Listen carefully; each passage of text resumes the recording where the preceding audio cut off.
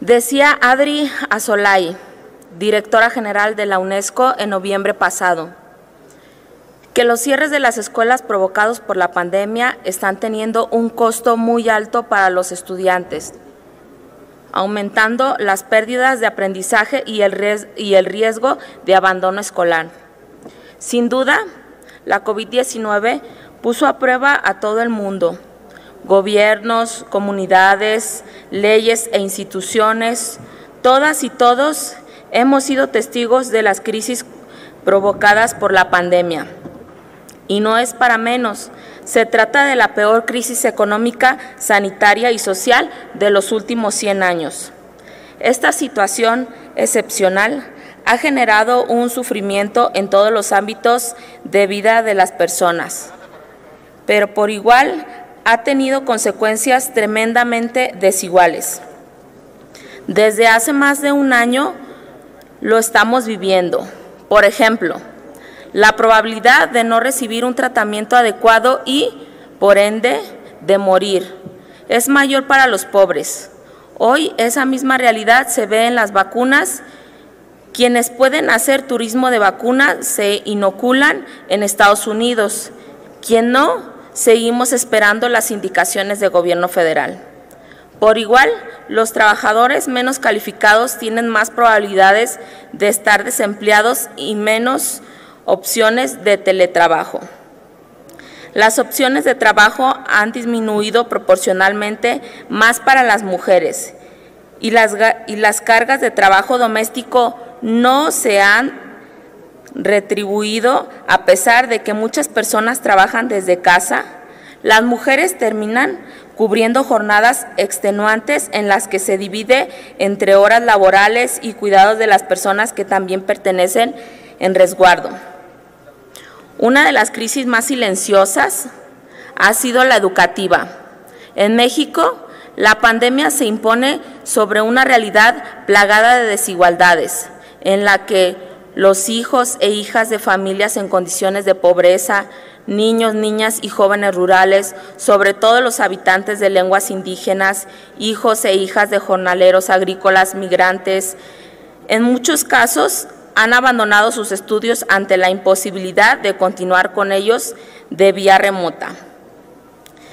Por desgracia, estos grupos poblacionales son por igual, no tienen acceso a Internet, en muchos casos tampoco a televisión, a radio, por lo que el programa Aprende en Casa ha sido un reto titánico tanto para las autoridades como los padres de familia y estudiantes.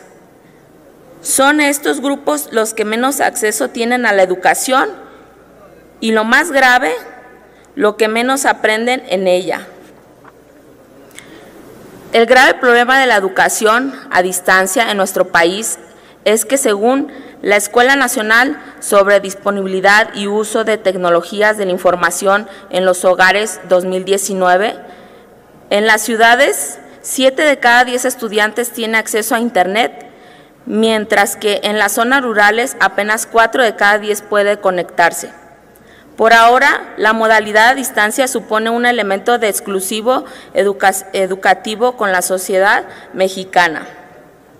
Según cifras de la UNESCO, más de 860 millones de niños y jóvenes en 119 países se han visto afectados al tener que hacer frente a la pandemia global que nos ha sacudido.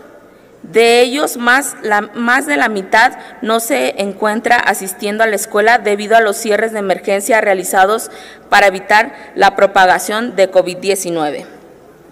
Los datos de Statista señalan que en el caso de México, a pesar de las herramientas de educación a distancia disponibles para estudiar desde el hogar, se calcula que alrededor de 2.5 millones de niños y niñas y adolescentes desde el nivel preescolar hasta el bachillerato abandonaron la escuela. Esto representa un 10% total de alumnos inscritos.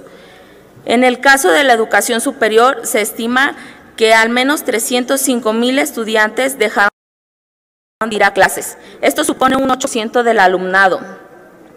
Desde Movimiento Ciudadano y como proponentes de 3 de las 15 iniciativas que da trámite este dictamen, consideramos prioritario abonar en apoyos y garantías para que, en casos de emergencia, las modalidades de educación a distancia sean una realidad, pero sobre todo una realidad en las que las y los estudiantes aprendan y en la que sea sencillo continuar con la educación.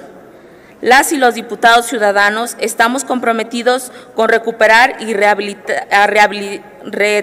revitalizar la educación. Mientras se reanudan las clases, los sistemas educativos tienen que adaptarse a las necesidades de los estudiantes. Esto requiere que los maestros y estudiantes tengan herramientas y apoyo para proporcionar una experimentada que asegure todas los aprendizajes de las niñas y los niños. En Movimiento Ciudadano seguiremos impulsando este tipo de medidas para garantizar que nadie se quede atrás y que haya un nuevo trato en el que el goce del derecho a la educación sea una realidad. También parte de los proponentes de esta iniciativa está Higinio del Toro, Martín Espinosa, Adriana Medina, a quienes felicito también. Es cuanto, señora presidenta.